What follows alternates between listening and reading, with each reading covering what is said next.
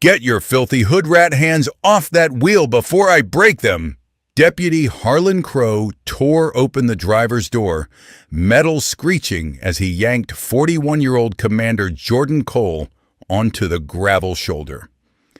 Deputy Mason Hale shoved her forward, palm grinding into the back of her neck. "Women like you don't belong behind the wheel of cars like this," he sneered, breath sour with beer.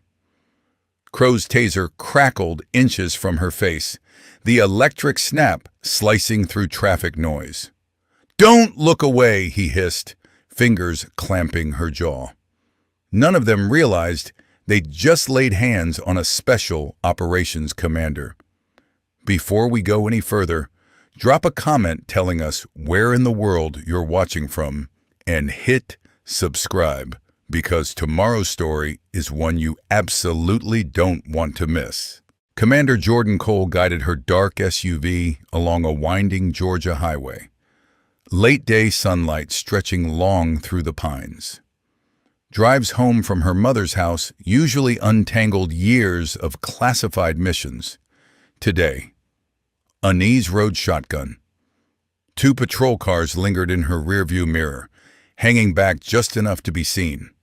Her training hummed alive as she kept steady speed, hands relaxed but ready at 10 and 2. The cruisers suddenly surged forward, engines roaring as they split apart, one darting ahead, the other pinning her from behind. The lead car swerved sharply, forcing her to brake hard and swerve onto the rough shoulder. "Yeah, keep your hands where we can see them?" Crow's amplified voice boomed from a loudspeaker. He strode from the front car, palm resting possessively on his holster, while Hale approached opposite, his expression twisted with practiced contempt. Jordan lowered her window just 3 inches, enough to speak, still offering some barrier. "Is there a problem, officers?" Crow's face flushed red as he stomped forward, veins standing out along his neck. "When a woman like you drives something this nice, it's stolen," he snapped. "Get out before we drag you out." Her jaw tightened, but her voice stayed level. "This is my vehicle. Registration's in the glove compartment." "Did I say you could talk?" Crow snarled, wrenching the door open so violently it rattled. "Out! Now!" Every combat reflex screamed at Jordan to respond, but she forced herself into slow, deliberate movements as she stepped out. Hands slightly raised, she cataloged everything. Crow's aggressive stance, Hale's position behind her, the third deputy stepping from the backup car. "Face the vehicle, legs apart," Crow barked, slamming her chest first against the SUV. The impact drove the wind from her lungs. "This is unnecessary," she said evenly. "I'm an active duty military officer." Hale's knee slammed into her ribs, cutting off the rest. "Shut up. People like you always got some story." Their search was pure punishment, not procedure. Rough hands dug into her sides, lingering where they had no business being. Jordan's instincts roared with every violation, but she went still, mapping distances and timing, waiting for her opening. "Not so tough now, huh?" Crow twisted her arm up between her shoulder blades until pain burned bright. "Time for you to learn some respect." The third deputy circled around front, knuckles cracking like distant thunder. "These types never respect anything until you beat it into them," he muttered. Cold metal kissed the side of Jordan's neck as Crow pressed the taser there, his breath hot and sour. "Maybe this'll help the lesson stick." "You really don't want to do that," she said quietly, certainty threading every syllable. Crow laughed in her ear. "Oh yeah? Watch me." The taser whined to life, and in that split heartbeat, everything shifted. Before the electrodes touched skin, Jordan drove her elbow backward with surgical precision, crushing Crow's solar plexus. As he folded, she pivoted, guiding his momentum sideways and bouncing his face off the SUV's hood with a sickening clang. Hale lunged, reaching for his baton. Jordan dropped low, sweeping his legs in one vicious arc. He crashed to the asphalt, cursing as gravel tore his palms. The third deputy charged, but she was already moving. She caught his wild punch mid-swing, redirected his weight, and sent him flipping over her hip. He slammed onto the shoulder hard enough to rattle his teeth, air blasting from his lungs as he wheezed. Crow staggered upright, blood streaming from a split at his nose. He clawed for his pistol, but Jordan's strikes were faster, one to the wrist, one to the knee. He collapsed, howling, weapon skittering under the SUV. Hale tried a sloppy chokehold from behind. Jordan dipped and rolled, catching his arm and throwing her weight forward. He sailed over her shoulder and landed across the hood with a crash, leaving a deep, ugly dent. The third deputy managed to stand, but fear hollowed his eyes. Still, pride shoved him forward. Jordan met his rush with controlled violence, a tight combination to the ribs, shoulder, and jaw, dropping him beside his partners. In under 30 seconds, 3 armed deputies sprawled on the shoulder, groaning and stunned. Not one had landed a meaningful hit. Jordan straightened, breathing steady as distant sirens rose on the humid evening air. She didn't bolt. She didn't hide. She stood exactly where she was, boots planted, posture unmistakably military. Crow spat blood onto the gravel. "You're gonna regret this, lady." "No," Jordan replied softly, watching the first backup units crest the hill, lights flashing. "I'm not the one who'll be regretting today." The sun slid lower, staining the horizon a bruised orange-red over the quiet stretch of Georgia highway. That road, meant to be a peaceful route home, had turned into a battlefield, and more officers were on their way. Jordan squared her shoulders, understanding this was just the opening skirmish in a war she never asked for. Lieutenant Randall Mercer's cruiser screeched to a halt, headlights carving through gathering dusk. The door slammed so hard younger officers flinched. Mercer emerged like a thunderhead, face purple as he took in his injured men. "What in God's name happened here?" he roared, voice echoing between the pines. His gaze locked on Jordan, standing calmly beside her SUV. Crow struggled to his knees, wheezing. She jumped us, sir. Routine stop went bad." "That wasn't routine," Jordan cut in, her tone sharp as steel. "You ripped me from my truck without cause, assaulted me, and tried to tase me in the neck." Mercer stormed closer, baton already in his hand. "You shut your mouth," he snapped. "I've got 3 good deputies down because of you." "Good deputies don't jump unarmed drivers," Jordan answered evenly. The baton whipped through the air without warning. But she'd already seen his shoulder tighten. She stepped inside the arc of his swing, forearm deflecting the blow as she pivoted away. Mercer snarled, launching a flurry of ugly, uncontrolled strikes. Jordan flowed around them, never where his baton tried to land. "Stand still!" he bellowed, sweat beading along his hairline. "Like your deputies ordered me to stand still while they kicked and groped me?"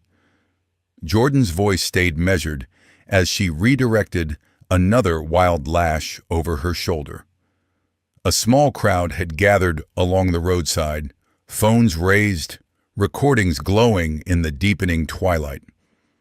Mercer noticed, and his fury doubled. "Get those phones," he shouted. "Confiscate every device. This is an active crime scene." Backup officers moved uncertainly toward the bystanders, glancing between Jordan and their battered colleagues. None were eager to be the next one thrown across a hood. Mercer swung again, this time aiming low for her knees. Jordan caught the baton mid-swing. For a moment, they were locked, his brute rage against her disciplined strength. Then she twisted, using his own momentum to send him stumbling. The baton clattered helplessly onto the asphalt. She could have ended him with one clean strike to the base of his skull or kidney, but instead she stepped back, hands raised. "That's enough, Lieutenant. We both know this stop was illegal from the jump." "Illegal?" Mercer straightened, trying to hide his ragged breathing. "The only crime here is you assaulting my officers." He shot a pointed look at his men. "Take her down, now!" The backup officers hesitated, eyes flicking over the groaning deputies on the ground and Jordan's controlled stance. Fear warred with drilled-in loyalty. "I won't resist," Jordan said clearly, keeping her hands open, "but everybody here knows what happened." Two finally approached, gripping her arms too hard as they yanked them behind her back. The cuffs ratcheted tighter than necessary. "You're under arrest for assaulting law enforcement, resisting arrest, and attempted murder." Mercer spat, retrieving his baton. He stepped close, lowering his voice to a venomous whisper. "You have no idea what you just started." As they marched her to a patrol car, Jordan watched Mercer barking orders, securing the scene, collecting phones, hunting for dashcam footage. The ride to the county station simmered with tension. Jordan sat in the caged back seat, cataloging every turn and radio call. Up front, the officers kept glancing at her in the mirror, nerves telegraphed in jerky movements. Processing dragged like punishment. Each step felt calculated to humiliate. Tight cuffs, unnecessary waiting, barked orders. Jordan stayed composed, observing everything. She noted who avoided her eyes, who looked guilty, and who mirrored Mercer's swaggering cruelty. From booking, she had a clear line of sight into Mercer's office. Deputies streamed in and out, leaving with specific instructions.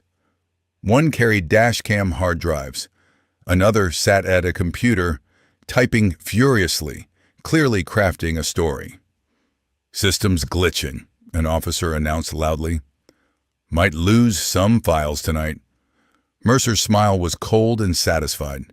These things happen. Technology's tricky. Jordan sat on a hard metal bench in a separate holding cell. Posture perfect. Concrete walls radiated chill, but she'd endured far worse in hostile territory abroad. Heavy footsteps approached. Mercer appeared at the bars. Baton tapping. Rhythmically. Smugness restored now that walls and uniforms backed him. "No judge in this county's buying your version," he said, clinking metal with his baton. "It'll be your word against 3 decorated deputies. And look at you now, just another violent offender behind bars." Fluorescent lights buzzed as 2 officers led Jordan from holding through the booking area. Her muscles ached from the bench, but she held her head high. "Processing for release hearing," one announced, gaze skittering away from hers. The booking sergeant typed painfully slow, each keystroke dragged out. Mercer burst through the door, thick folder under his arm, smile full of teeth and malice. "Going nowhere yet," he drawled. "Got some paperwork to finish first." He spread the documents across the counter. Assault on 3 officers, resisting arrest, and my personal favorite? He held up the last sheet like a trophy. "Attempted murder." Jordan's voice stayed cool. "That's ridiculous, and you know it." "Is it?" Mercer's tone turned syrupy, eyes glinting. "Because my deputies tell a different tale. You exploded into violence during a routine stop, used military-style attacks that could have killed them. They're at the hospital, thanks to you. I want my phone call, Jordan said, and I'm invoking my right to counsel. Mercer spread his hands theatrically. Of course. We're all about proper procedure here, unlike some folks who think they can swing on cops. The call was short, efficient. Less than an hour later, attorney Naomi Brooks strode into the station, heels cracking against the linoleum. Her sharp gaze swept the room, reading body language, duty rosters, and Mercer's hovering presence. I represent Commander Cole, Naomi announced, voice carrying. I need every charging document and incident report now. Mercer tried to stare her down. We're still finishing the paperwork. These things take time. Interesting, Naomi replied, because the morning news already quoted your office about a dangerous veteran attacking deputies. She turned to Jordan, speaking clearly enough for everyone. This county's buried 8 excessive force complaints in 12 months. But they've never targeted someone like you. The dash cam footage will clear this up, Jordan said. Naomi's mouth tightened. Let me guess. Technical difficulties? System failure? Mercer cut in smoothly. Real shame. Equipment hiccuped. But we've got 3 sworn statements describing her ambush. 3 matching statements, I'm sure, Naomi said. We'll be asking for federal civil rights oversight. The pattern here is impossible to ignore. While she argued over bail, Jordan kept gathering intel. Who handled evidence, who controlled cameras, whose hands shook. Outside, news vans multiplied. Through the lobby windows, Jordan saw a reporter doing a live stand-up, gesturing toward the station. In the break room, a newscaster read from a statement describing her as unstable, dangerous, possibly suffering untreated PTSD. They're working overtime to control the narrative, Naomi muttered, returning with release forms. But they slipped up. The timing of reports, the missing footage, the stacked charges. It all screams coordination. We can use that. Bail dragged another 2 hours. Every signature and form scrutinized like a national secret. Mercer lingered nearby, arms folded, radiating intimidation. Finally, Jordan stepped into the hot Georgia sun. Cameras swung toward her, but Naomi blocked the shot. No comments, the attorney said firmly. Direct all questions to my office. The drive home felt surreal. Every patrol car they passed slowed, officers craning their necks to stare, faces unreadable behind windshields. They'll try to isolate you, Naomi said, make you feel watched. She parked outside Jordan's small house. Don't let them. Jordan's mother's neighborhood buzzed with tension. Neighbors clustered in driveways, conversations dying as she stepped out. A news van idled at the corner, reporter perking up at the sight of Jordan. We'll start building the case immediately, Naomi promised. We need to move faster than they can destroy evidence. You sure you won't stay elsewhere? This is my home, Jordan answered simply. I'm not running. Naomi nodded. Call me the second anyone in uniform shows up. Men like Mercer get most dangerous when they're scared. Inside, the house felt almost untouched by chaos. Jordan's phone buzzed nonstop. News alerts, anonymous messages, social media mentions. Local headlines screamed, Combat veteran assaults deputies during traffic stop. Police union demanded maximum charges before an investigation even began. Jordan set her phone face down on the counter. They wanted her overwhelmed, suffocated by noise. But she'd survived worse. Places without cameras, laws, or any hope of recourse. Here, at least, There was a system she could force to work. Her reflection in the dark kitchen window showed the same soldier she'd always been.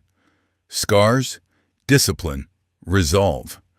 She wouldn't be bullied out of that. Not by Mercer, not by his rotten department, not by their spin campaigns. They'd picked her thinking she was easy prey. They were about to learn just how catastrophically wrong they were. Morning came heavy and gray as Jordan backed out of her driveway, eyes catching a patrol car parked 2 blocks away. It lurked behind a neighbor's oak tree, barely pretending not to watch. Another cruiser slid in behind her several turns later, following too closely.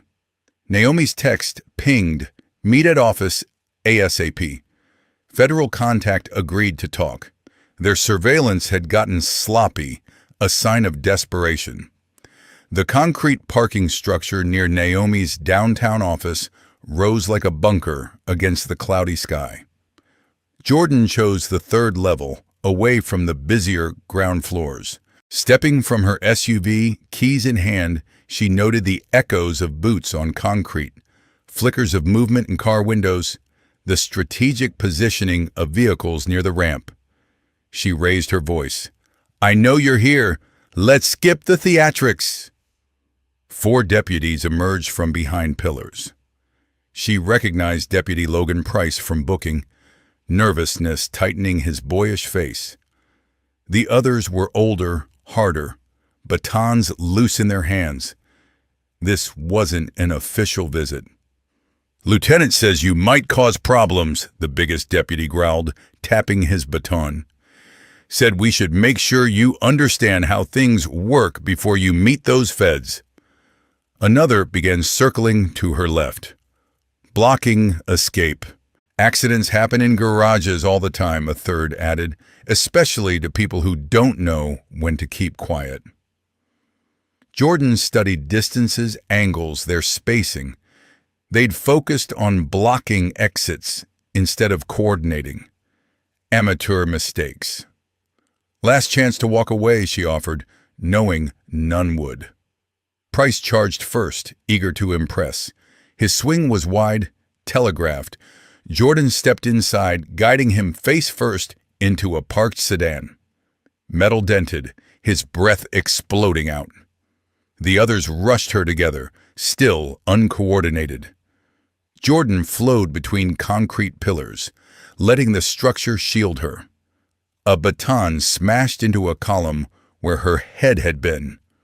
She seized the weapon, twisting its wielder into another deputy's path.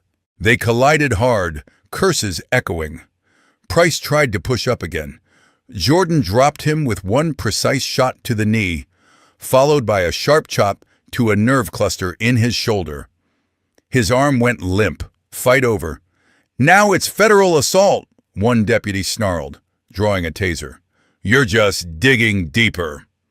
Jordan grabbed his wrist as the taser sparked, redirecting the electrodes into his partner's chest. He convulsed and collapsed, groaning. Before the shooter recovered, she slammed his arm against a pillar, sending the taser clattering away. The largest deputy bull rushed her, trying to pin her to a car. Jordan pivoted, throwing his weight and sending him skidding. He staggered upright, blood on his lip, and charged again. This time she met him with his partner's dropped baton, striking pressure points in brutal sequence. Une onetsikoar. He hit the concrete, clutching his arm, fingers useless. The last deputy backed away, fumbling for his radio. Jordan closed the distance in 2 strides, trapping his hand before he keyed the mic. A painful wrist lock drove him to his knees. "Stay down, unless you want worse." The garage echoed with ragged breathing. Jordan methodically documented everything. Fallen batons, scuffed concrete, positions of bodies, damaged cars. She snapped photos and video, texting Naomi. Ambush in garage. 4 deputies down, all alive. Evidence incoming. Price gritted his teeth. "You don't get it. If we don't stop you, Mercer will kill us." Jordan checked each man for serious injuries. "Then you should have picked a better side," she said. "Your fear doesn't excuse this." Footsteps and voices drifted from below, civilians drawn by the commotion. Someone called 911, their voice echoing, "There's a fight in the parking structure. Send police!" Sirens faintly wailed in response somewhere downtown. Jordan gathered the scattered weapons, arranging them neatly for photos. More proof of the attempted ambush. The first sirens grew louder as she walked calmly toward the ramp, leaving the groaning deputies exactly where they'd fallen. Their curses followed her into the pale daylight.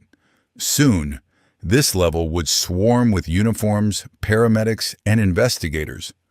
But she'd already accomplished what she needed: documenting the attack, minimizing injuries, and proving how far the department would go. Outside, red and blue reflections danced on nearby glass as incoming units converged. Jordan texted Naomi again, updating her expected arrival. By the time she reached the attorney's office, the morning's violence sat organized in folders and files. Photos from the garage spread across the conference table, each frame a piece of a larger story. "They're escalating faster than I thought," Naomi said, skimming images. "Attempted murder in broad daylight means Mercer's losing control." Jordan queued up video from the bar's parking lot, last night's confrontation still fresh. On screen, deputies rallied around Mercer, his voice low but clear as he bragged about judges and missing footage. Naomi rewound a key section. "Listen," she said. The recording captured a deputy slurring about Judge Everett golfing with Mercer, handling problem cases. Naomi's pen scratched across a legal pad. "That's the bridge we needed. Proof the corruption reaches into the courthouse." A knock interrupted them. "That should be our federal contact," Naomi murmured. Investigator Marcus Reed stepped in, suit sharp despite the heat, jaw set with barely contained anger. He carried a bulging folder and purposeful energy. "Commander Cole," he said, offering his hand, "I've spent the morning reviewing what you've sent. I'm sorry it took an attempted killing to get headquarters fully engaged." "Just Jordan," she replied, searching his eyes. She saw only resolve. "I've opened a formal inquiry into Mercer's department," Reed said, spreading his documents beside theirs. "Your evidence is meticulous. Multiple angles, clear timelines, solid chain of custody. But it's the pattern that's most damning." Naomi pulled more files onto the table. "We've traced similar incidents back 5 years. Same players, same tactics, traffic stops, missing footage, matching reports. Every complaint vanished once it hit Judge Everett's courtroom." Reed nodded grimly. "My team hit the station at dawn. The panic was immediate. Several officers suddenly needed vacation. Others rushed shredders until we stopped them. Mercer bailed the second he saw federal IDs. But not before we imaged their servers," Reed continued, sliding screenshots forward. "Your stop wasn't random. They tracked your vehicle for days, discussing your routine, deciding when to pull you over." Jordan's jaw clenched. "Why me?" she asked. Reed pointed to a highlighted email. "Because you're black, because you drive something nice, and because they clocked your visits to your mother. They assumed family here made you easier to pressure." He flipped another page. "They've used relatives as leverage before. Threats, harassment, trumped-up tickets, a handful of victims filed complaints, all disappeared." Jordan's eyes hardened. "Not this time." Naomi's phone buzzed. She skimmed the message, expression souring. "Mercer's holding a press conference this afternoon. He's calling you a domestic threat, claims your combat training makes you too dangerous to walk free. She rotated the press release so Jordan and Reed could read. He's demanding federal agents focus on you instead of his department. Reed snorted. Classic misdirection, but it falls apart when we show his emails about provoking you. He tapped highlighted lines in another document. Right here, Mercer discusses pushing buttons until you snap. He wanted violence for the cameras. He just didn't expect you'd survive, much less document everything like a field op. For the next hour, they built their timeline. Traffic stop, jail cover-up, garage ambush, bar confrontation, highway attack. Every new piece revealed deeper rot. Falsified tickets, missing camera segments, harassment campaigns against anyone who dared complain. Reed confirmed the federal case would override local proceedings, blunting Judge Everett's influence for now. We'll lock down evidence, freeze computer systems, and start interviewing officers off-site, he said. Mercer's circle will crack first. Naomi glanced at Jordan. They'll lash out again before that happens, she warned. Mercer knows once his people start talking, it's over. Jordan nodded once. Then we stay ahead of them. No surprise moves. Not anymore. That night, Jordan walked into O'Malley's bar, longtime hangout for off-duty cops, right at shift change. Neon beer signs washed the parking lot in sickly color as the last daylight bled into purple sky above. Inside, conversation died mid-word. Every head turned toward her. The air smelled like stale beer and hostility. At least 15 officers lined stools and booths, their eyes narrowing as she crossed the worn wooden floor. She ordered water, using the bar mirror like a rear view. Deputy Hale sat corner table, face flushed, bragging loudly about Mercer and friendly judges. His voice carried whether he meant it to or not. Judge Everett's got us, he crowed. Been covering Mercer since they were rookies. Dashcam footage, gone. Chief spent hours wiping it clean. No video means her word against ours, and we know how that ends. Jordan rose, every step toward his table, echoing. 3 officers drifted from the pool table, positioning themselves between her and the door, drunk and overconfident. That footage showed everything, she said calmly. That's why he erased it. Hale's bravado cracked. You're insane coming in here. Just verifying, Jordan replied, like how Everett gets gifts for tossing cases against your buddies. A heavy hand clamped her shoulder. Time for you to leave, another officer slurred. Take your hand off me, she said quietly. Or what? A second officer breathed whiskey in her face. A third lunged for her arm. Jordan shifted, letting his momentum send him crashing into a nearby table. Glass exploded. The first officer swung wide. She caught his arm, spun him into the second. They tumbled together. Another grabbed a chair like a club. Jordan stepped inside the arc. The chair shattered against the bar as she dropped him. The remaining cop hesitated, watching 3 colleagues groaning on the floor. Others halfway rose from seats, but froze, remembering how quickly she dismantled fully armed deputies on the roadside. Fear kept them in place. The footage showed everything, didn't it? She asked Hale again. His face had gone pale beneath the flush. Mercer wiped it himself, he snapped. Security feeds too. Spent hours making sure nothing survived. You happy? Ecstatic, Jordan said. She scanned the room. Several officers now filmed on their phones, some secretly, some openly. Perfect. Admissions on record. Anyone else want to comment on Everett's special treatment for this department? Silence pressed in. The 3 downed officers groaned softly. The bartender had vanished, no doubt calling 911. Jordan headed for the door, every sense alive, but no one tried stopping her. Their illusion of invincibility had fractured. The night air hit cooler than before. Stars pricked through the darkening sky. Sirens wailed somewhere in the distance, response time finally catching up. Jordan didn't hurry. She had what she'd come for: confessions and fear. She texted Naomi details about Mercer's hands-on evidence destruction and Everett's cozy relationship talk. Each incident exposed another crack in the wall shielding them. The real enemy wasn't drunk bullies.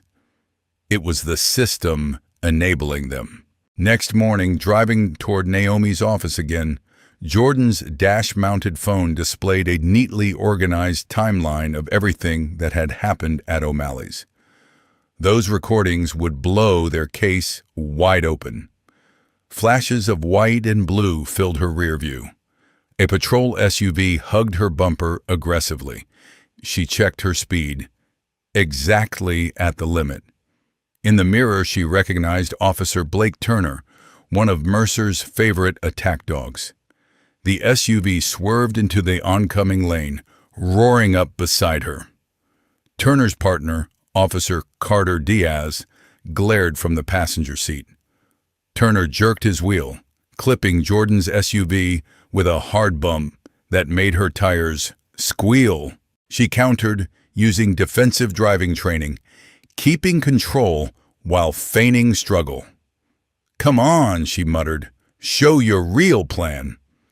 As if on cue, Turner slammed into her harder, trying to force her toward a steep roadside ditch. Jordan's phone camera already recorded from the dash mount. Ahead, the road curved right along a guardrail. Turner accelerated, trying to pin her. She tapped her brakes. His SUV surged past, losing position. Amateur hour. She executed a precise pit maneuver, nudging his rear quarter panel. The patrol SUV spun wildly, fishtailing across both lanes before careening off the shoulder and rolling once into the ditch.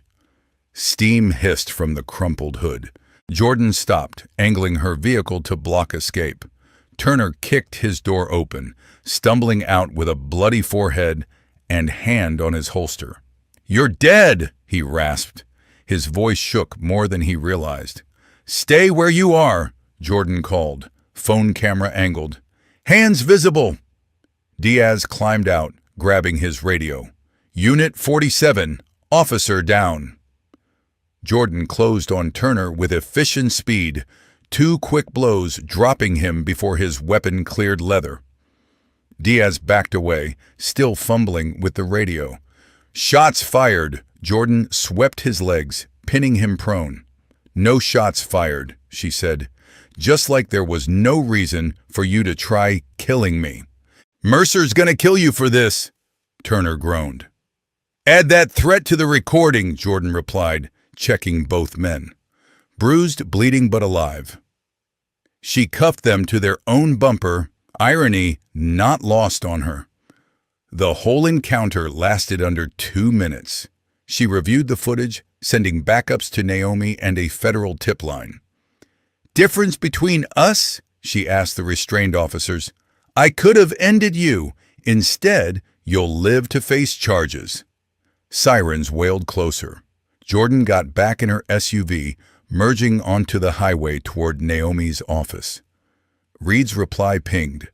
Federal interview confirmed. Behind her, the smoking patrol truck looked like a signal flare, announcing the system's unraveling. Sunlight streamed into Naomi's conference room as Jordan spread fresh printouts beside older evidence. Reed flipped through everything, jaw set. "Your documentation is textbook," he said. "But what matters most is the pattern. This isn't random brutality, it's institutional." "The ambush on the highway was sloppy," Reed said, replaying the dash video. "They're unraveling. Panic makes men like Mercer more reckless and more lethal." Mercer would rather burn the whole county down than admit he lost control, Jordan replied.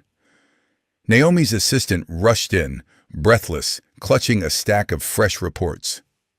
Several deputies had walked out mid-shift, refusing Mercer's increasingly deranged orders. Others were quietly calling the federal tip line, volunteering to testify about years of brutality and cover-ups. The so-called blue wall is finally cracking, Reed observed.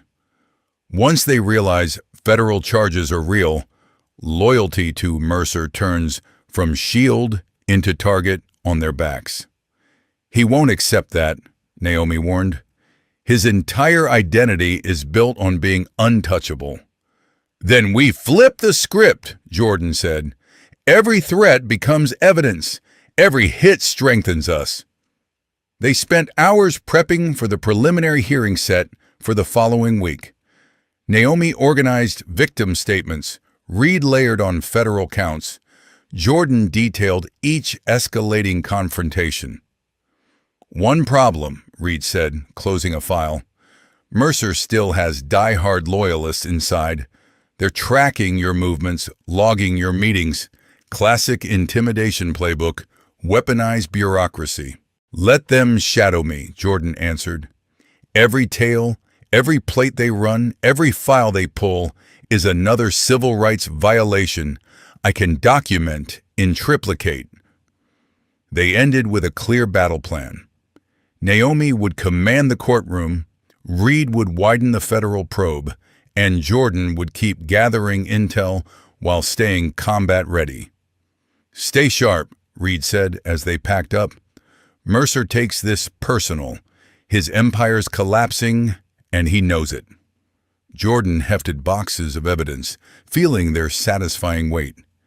Each attempt to crush her had become another folder, another recording, another sworn statement.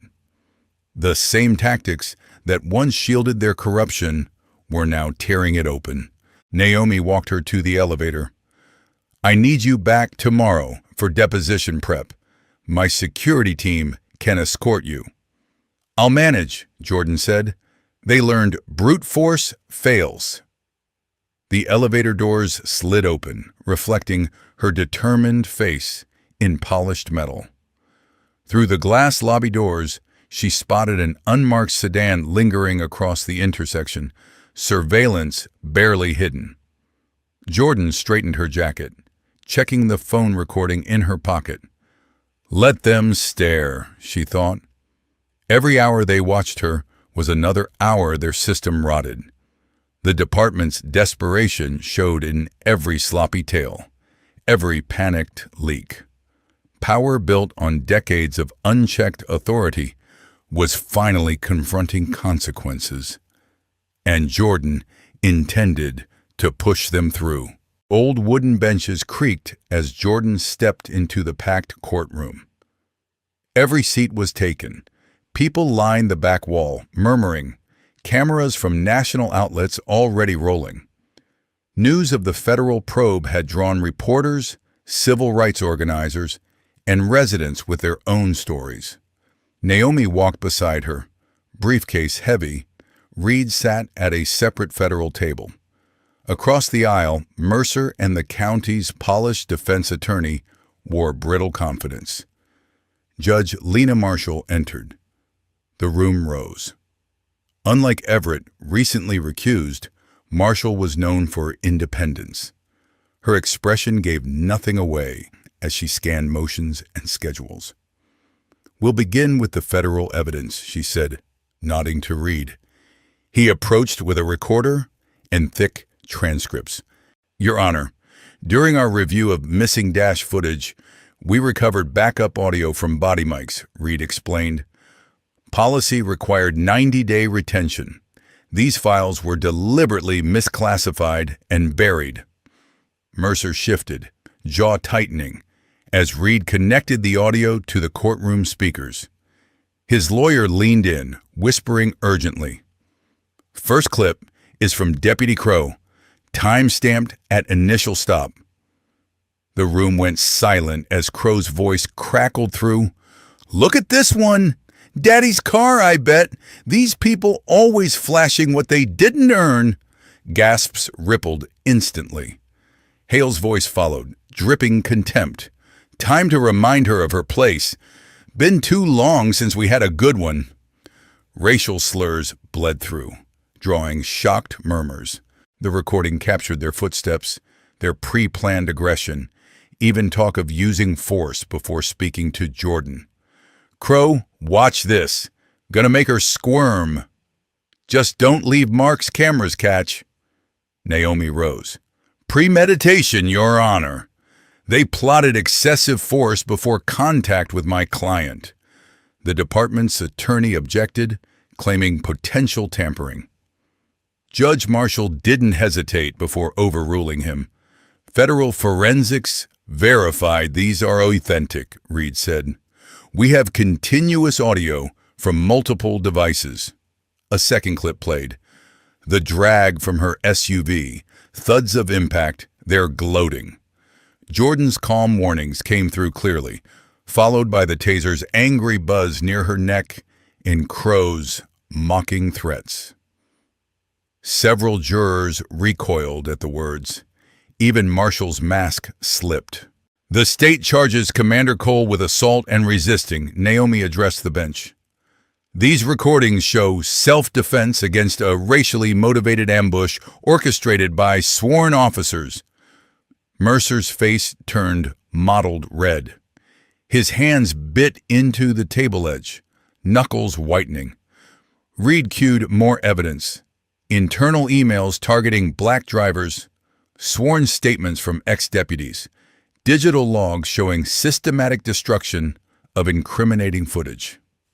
Your Honor, the department lawyer began, these files were obtained through standard federal procedures, Marshall cut him off, and they revealed deeply troubling conduct by officers sworn to protect. Jordan watched Mercer instead of the screen. The facade he'd carefully crafted for decades, pillar of order, righteous commander, was cracking for everyone to see, right there under courtroom lights. After rereading key transcripts, Judge Marshall looked up. Given this evidence, I'm dismissing the assault and resisting charges. Commander Cole's actions were clearly defensive against unlawful, excessive force. A wave of whispers swept the gallery. Mercer surged to his feet.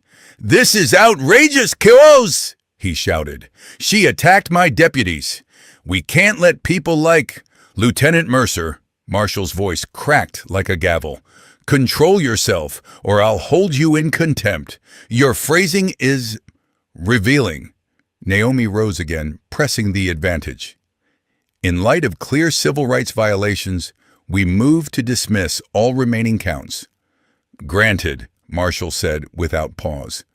Additionally, I'm referring this entire matter to Justice Department Civil Rights for further action. The gallery erupted into layered murmurs. Disbelief, relief, quiet sobs. Years of unchecked abuse were finally meeting consequence. Jordan stayed composed, but inside, a weight shifted off her chest. Mercer shouldered past reporters as he stormed out, his lawyer trailing, already easing distance. Commander Cole, Marshall said, addressing her directly, I regret the ordeal you've endured under this court's watch. This institution failed to shield citizens from abuse of power. Jordan inclined her head. Thank you, Your Honor. When the judge exited, supporters surged around Jordan and Naomi. Reed joined them, his usually stern expression softened. This is just phase 1, he murmured. Our investigation continues. Your case opened the door. Victims are lining up to talk. Good, Jordan said. The problem was never just 3 deputies. It's the whole structure behind them. They moved down crowded hallways, past microphones and shouted questions Naomi deftly fielded. Outside, noon sunlight felt almost cleansing. For the first time since the highway, Jordan sensed real momentum shifting. Not an ending, just the first real crack in the stone. On the courthouse steps, she watched citizens sharing stories into cameras, describing years of stops, searches, and threats. Every voice added another fracture to Mercer's long-protected wall of impunity. "The ruling opens doors for civil suits," Naomi said, rejoining her. "With this precedent, other victims can pursue justice without being crushed immediately." Jordan let the warm breeze wash over her. The system's power had always relied on isolating each victim, convincing them they were alone, helpless. That isolation was disintegrating, replaced by shared anger and organized resolve. Sunset later smeared long shadows across Jordan's driveway as she pulled in. For the first time in weeks, her shoulders eased a fraction. Today's victory felt tangible, solid. She grabbed her jacket and briefcase, allowing herself a small, tired smile. Inside, she poured water and replayed Judge Marshall's words. Validation mattered, but access for others mattered more. Her phone buzzed with her mother's caller ID. She answered with relief, only to hear neighbor Regina Taylor's panicked voice. "Jordan, honey, you need to get here, right now." "There's 4 patrol cars outside your mama's house." Regina rushed. "They're dragging deputies all through her living room, saying something about obstruction and evidence tampering." Glass slid from Jordan's hand, shattering. "What? Who exactly is there?" "Sheriff's office," Regina stammered. "They came while she was just sitting on the porch. They're rough with her, baby. Real rough." Jordan was already moving. "Call Naomi. Tell her everything. I'm on my way," Jordan said, grabbing keys. Before she reached the door, her phone flooded with alerts. Headlines multiplying like aftershocks. "Special Operations Commander's Violent Past Exposed." Questions raised about Cole's mental stability. Her stomach went cold as she opened the first article, seeing her military file stripped of context. Her official photo sat beside cherry-picked mission details, twisted into a narrative of volatility. Classified counterterrorism work was leaked, reframed to depict her as unpredictable, dangerous, barely controlled. Anonymous sources from Mercer's circle described her as trained killer, emotionally compromised by combat. They even dragged fallen teammates' names into the muddy, implying their deaths had broken her. Harsh ring again, Naomi this time. "They're crucifying you on every channel," she said. "This leak had help from somewhere high. Mercer has friends in dark places." "They've taken my mom," Jordan said tightly. 4 units at her house. Regina says they cuffed her on the porch. "I know. I've dispatched my team already," Naomi answered. "But listen, this is coordinated. They want you panicked, reactive, on camera," pounding thundered at Jordan's front door. Through the window she saw cameras setting up on her lawn, vans double parked. "They're here too," Jordan said. "Then don't engage," Naomi insisted. "No quotes, no sound bites. They're hunting a meltdown to match the unstable veteran storyline. Do not give it." The knocking escalated to fists hammering wood. Flashes burst through the curtains as reporters crowded her porch, shouting accusations. "Commander Cole, were you discharged for excessive force overseas? Did combat trauma make you attack deputies? Are you under psychiatric supervision right now?" Jordan slipped away from the windows. Instincts mapping sightlines, entry points, potential crossfires inside her own home. The tidy little house suddenly felt like a besieged outpost under floodlights. Her phone buzzed again. Regina, voice trembling. "They've got your mama in cuffs, Jordan. She's crying. They keep yelling about destroyed evidence. She didn't do anything," Regina said. Are they hurting her? Jordan demanded. They yanked her arms real hard. She keeps asking for her heart pills. Stay close as they'll allow, Jordan said. I'm sending Naomi's team. The pounding on her own door continued, questions sharpening. Did you enjoy hurting those officers like enemy combatants? How many deaths are you connected to, Commander? Should someone with your training be allowed to live unsupervised? Headlines on her phone turned more vicious with every refresh. Decorated or dangerous? Community divided over coal. Pattern of aggression follows veteran home. Jordan moved through darkening rooms, switching off lights to limit camera angles, shrinking her silhouette behind walls. Naomi texted, Your mother is being booked at county. Mercer signed the warrant himself, working bail now. They want you furious. Don't oblige them. Jordan sank onto the couch in the dim living room, phone buzzing relentlessly. Years of service, every sacrifice, each loss. Mercer was weaponizing all of it against her. Her teammates' memories reduced to clickbait. Her mother in a cell because she dared fight back. Every past victim still living with silent scars. Mercer believed himself untouchable through it all. Outside, the camera flashes strobed, painting the walls with harsh light. Inside, Jordan sat motionless, letting the brutal truth settle. The system wouldn't stop you until she was broken, or something broke it, unless she broke it first. The idea didn't ignite rage. It cooled everything into razor focus. Her mind shifted gears, mapping Mercer's network like any hostile organization. She tried defense, tried procedure.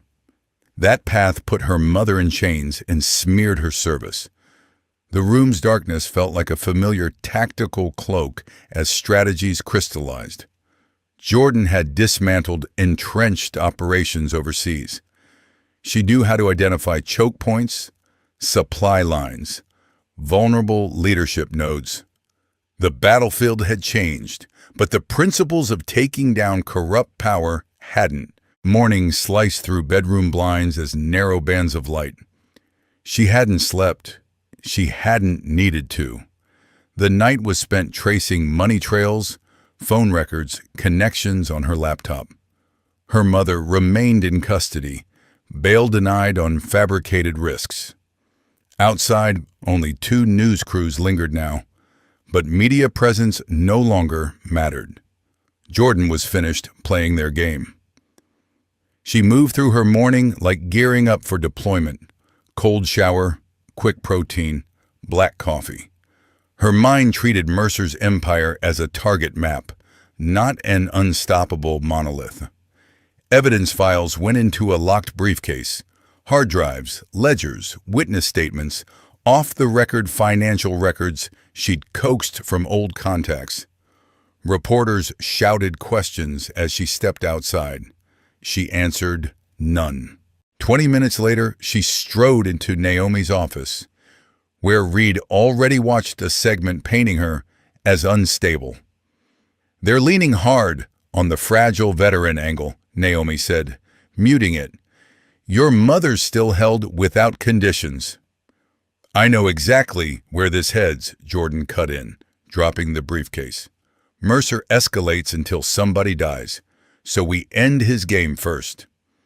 She laid out documents, contracts showing private prison profits spiking whenever Mercer ran special sweeps, ticket quotas targeting black neighborhoods, consulting fees flowing back to command staff. Reed lifted a spreadsheet, eyebrows rising. Where'd you get these banking records? There are people who owe me, Jordan said. Everything's verifiable. Names, dates, wire numbers, shell companies. Another folder contained 3 years of lost dashcam feeds she'd recovered from a private server, clip after clip of illegal stops, brutal arrests, and mysteriously missing reports. This is dynamite, Naomi breathed. Also radioactive. These corporations have serious friends. They also leave serious trails, Jordan said. Paper doesn't care who you golf with or threaten. Show them how much money they're stealing through bogus arrests. Show every kickback, she told Reed. He nodded slowly. This is institutional, not just one dirty lieutenant. But if we move, they won't just smear you. They'll try to erase you, Reed warned. They're already trying, Jordan replied. Now we finally know why. They're protecting revenue. Naomi spread more pages. Mind already building cases. We'll need witness protection. Some deputies will flip if we can shield them. My task force is ready, Reed said. Timing's everything. If Mercer realizes you have this, he'll torch everything and disappear, Reed continued. Which is why we push him first, Jordan said. Trigger his ego, make him reckless. She slid out one last folder, surveillance photos of Mercer meeting privately with prison executives behind restaurants, at lake houses, in unregistered offices. He's already paranoid. This will shatter him. He'll assume someone inside betrayed him, Jordan said. He'll drag his dirtiest people close and overplay his hand. Naomi frowned.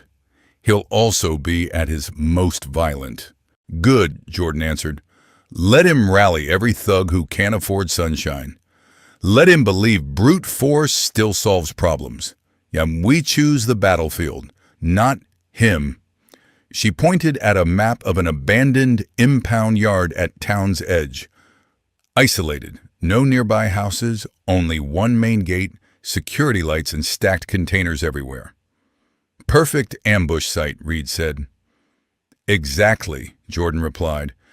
We leak that I'll be there tonight alone, before these files go public. Mercer will see one last chance to silence me. He'll bring everyone who's fully compromised, she added. Every deputy who can't survive an investigation. We put them all on one stage and hit record. You're offering yourself as bait, Reed said. I'm offering myself as control, Jordan countered. Your team can't move without undeniable proof of criminal intent. I'll give you that. They spent the afternoon refining contingencies. Naomi prepped trusted reporters for financial revelations. Reed positioned surveillance teams. Jordan walked them through combat scenarios and probable attack patterns.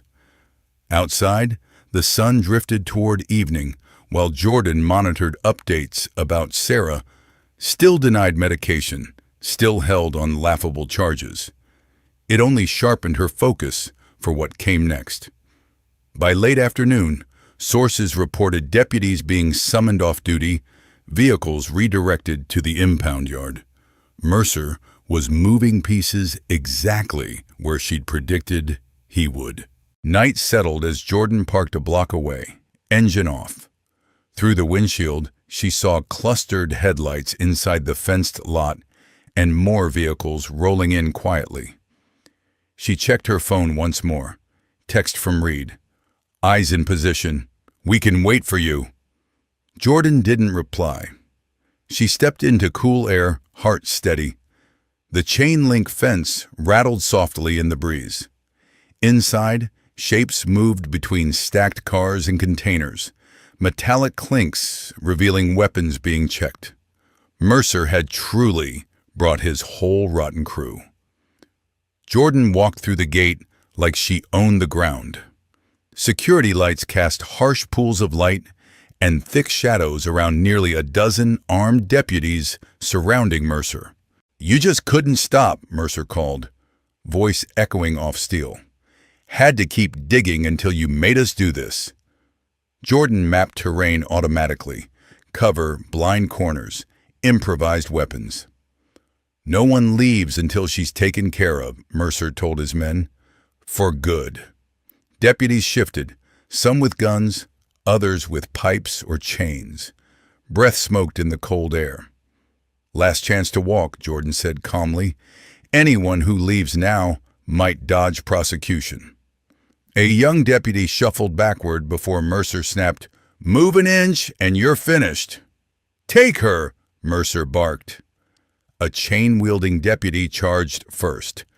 Jordan slipped inside his swing, torqued his wrist, and dumped him screaming to the concrete, chain skittering away. That broke the dam.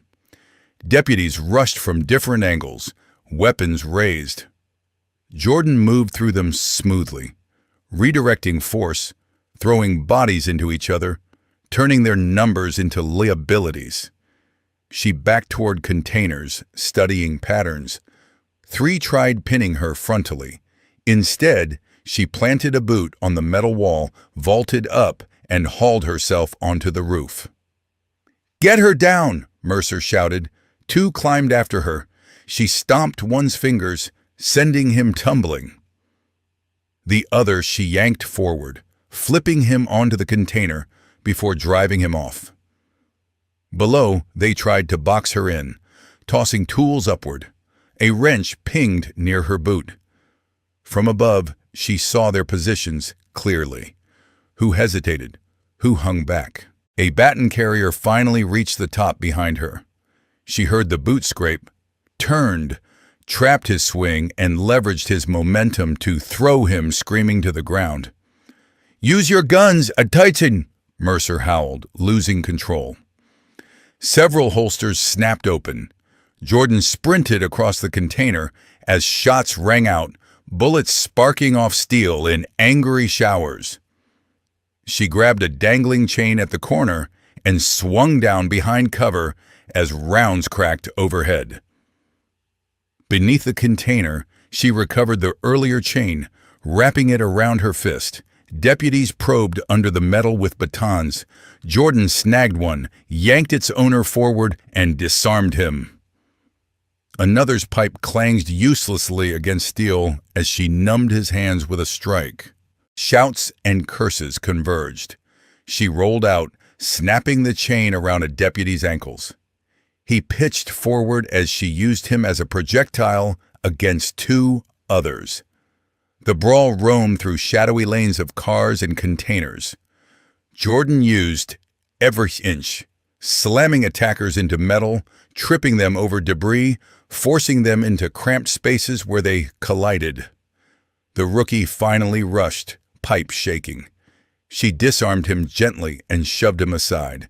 "Stay down," she said. "You can still choose better." Terror and relief mixed in his eyes. Mercer's commands grew frantic. Half his men were down or unwilling to stand. The rest advanced in jittery bursts, no longer hunters, but cornered animals lashing out. Jordan vaulted onto a wreck, then backflipped between 2 attackers whose swings smashed into each other. She swept both off their feet, leaving them coughing on stained concrete. "Form up!" Mercer yelled. "Don't let her isolate you." They gathered in a shaky semicircle. 2 pistols, chains, pipes, 1 length of rebar, faces slick with sweat and fear. A broken side mirror glinted at Jordan's boot. She nudged it up with her toe, catching it by the frame. "Drop your weapons and walk," she warned. 1 gunman fired anyway. Jordan snapped the mirror up. The round sparked off glass. She whipped the shard into his hand, making him yelp and drop the pistol. Chains whistled from both sides. Jordan rolled low, blocking 1 wrap with rebar she'd snatched, pinning the other to asphalt, yanking their wielders, crashing together like puppets. "Behind you!" Mercer screamed. A baton swung, but her rebar met it mid-arc. Wood splintered. She reversed, driving the metal into the deputy's chest, knocking him sprawling. The second pistol carrier tried circling. Jordan bodily hurled a deputy through a windshield, showering glass into his line of sight, then stole his window of shock to disarm him. "She's not human!" someone shouted. "Shut up and fight!" Mercer shrieked. A final coordinated rush collapsed into chaos as Jordan redirected strike after strike, leaving men groaning wherever they fell. Soon, only scattered whimpers and clattering weapons remained. Deputies clutched blown knees, twisted wrists, numbed arms. Jordan stood centered, chest rising evenly, surrounded by the wreckage of Mercer's loyalists. Floodlights buzzed overhead, casting long, warped shadows. Mercer stood alone now, clutching a length of steel pipe. His hand shook, bravado stripped away, terror leaking through the rage. He roared and charged, swinging wildly, the pipe cut, screaming arcs through the air.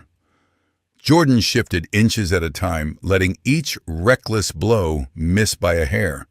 "Stand still and fight," Mercer bellowed, pipe crashing against a container, sparks flying. "You wrecked everything.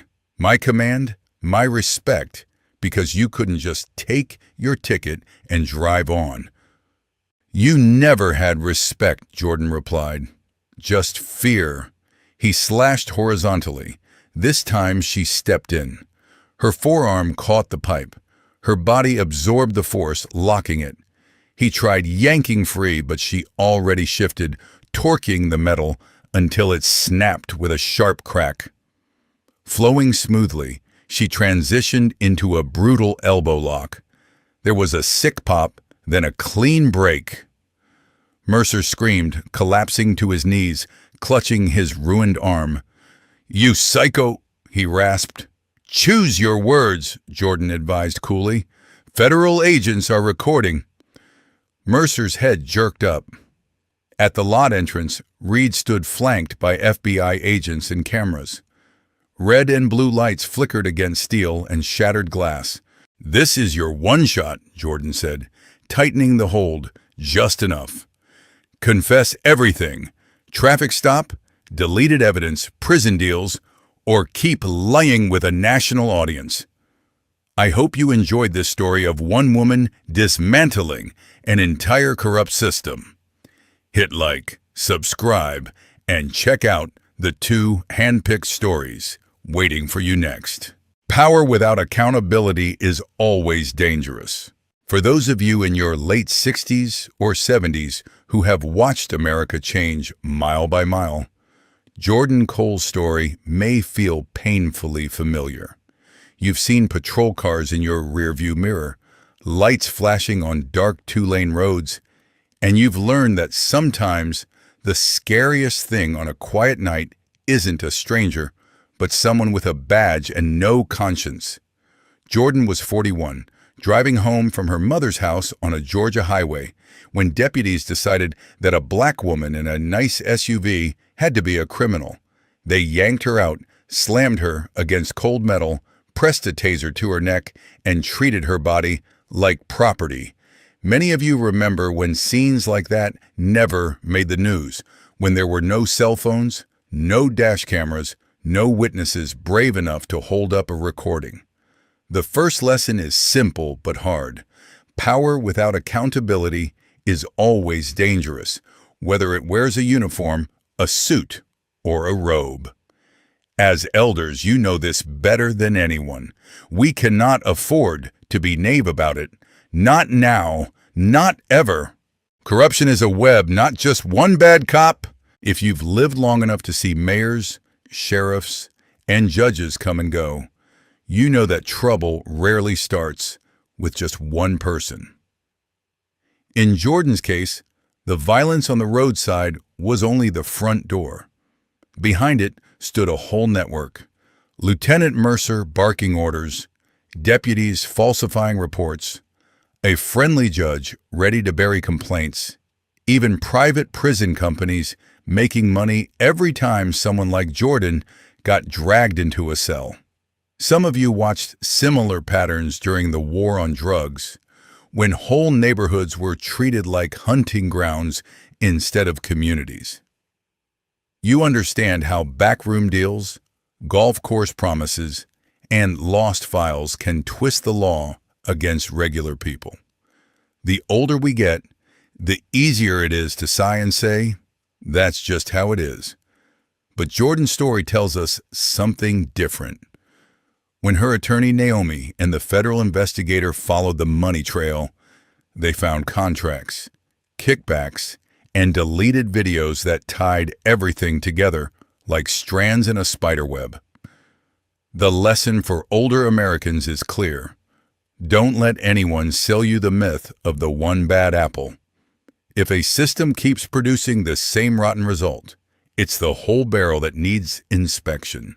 Strategy, courage, and documentation can crack the wall. By the time you reach 65, you've probably learned that raw anger rarely changes much. What works is steady, stubborn, strategic effort. Jordan didn't just fight back with her fists, she fought back with evidence. She recorded every ambush, every accident in the parking garage, every barroom brag about erased dashcam footage. She partnered with Naomi, who knew the court system, and with Reed, who had federal authority and a team behind him. Together, they brought buried audio into a packed courtroom, forced a new judge to listen, and turned Mercer's threats into exhibits. Were there costs? Absolutely. Her mother was dragged from the porch, her service record smeared on national TV, her name thrown around like she was the danger instead of the victims. Many of you know what it feels like to be lied about, dismissed, or told you're too old to matter. Jordan's story insists otherwise. It says your voice, your memory, and your willingness to stand up still count. The wall did not fall in one day, but it cracked through recordings, witnesses, and citizens who refused to look away. The lesson is this: you may not throw punches like Jordan, but you can document, speak up, vote, and support those who challenge corruption. That is a kind of courage only a lifetime can teach. Friends, especially those of you 65 and older, I'd love to hear your thoughts. When you listen to Jordan Cole's story about being targeted, fighting back with evidence, and exposing a corrupt system, what part hits closest to home for you? Have you ever seen something similar in your town, whether years ago or more recently? And how did you respond? Do you believe that careful documentation, community support, and federal oversight can really change things? Or does it feel like the deck is still stacked? Share your experience in the comments, like this video, and subscribe so we can keep learning together.